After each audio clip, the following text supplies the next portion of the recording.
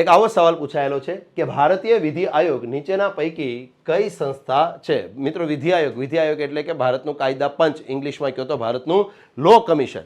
લો commission કયા પ્રકારની સંસ્થા છે? ઓપ્શન એ અર્ધન્યાયિક, ઓપ્શન બી વૈધાનિક, ઓપ્શન સી કારોબારી, ઓપ્શન ડી નિયમનકારી. ઓકે, ચલો તો જોતા જઈએ. પહેલું છે અર્ધન્યાયિક. તો મિત્રો જો, જે કાયદા પંચ છે એ કોઈ અર્ધન્યાયિક સંસ્થા નથી.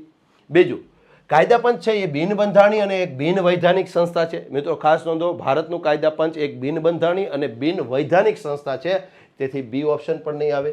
કારોબારી અને નિયમનકારી. તો મિત્રો, કાયદા પંચ એ કોઈ નિયમનકારી સંસ્થા પણ નથી, અને તેથી અહીંયા આપણો જવાબ છે ઓપ્શન સી. કાયદા પંચ એ એક પ્રકારની કારોબારી સંસ્થા છે. કારણ કે કાયદા પંચની સ્થાપના કોઈ કાયદાથી નથી થયેલી, પણ કાયદા પંચની સ્થાપના કારોબારીના એક કેબિનેટના એક ઠરાવથી થયેલી છે.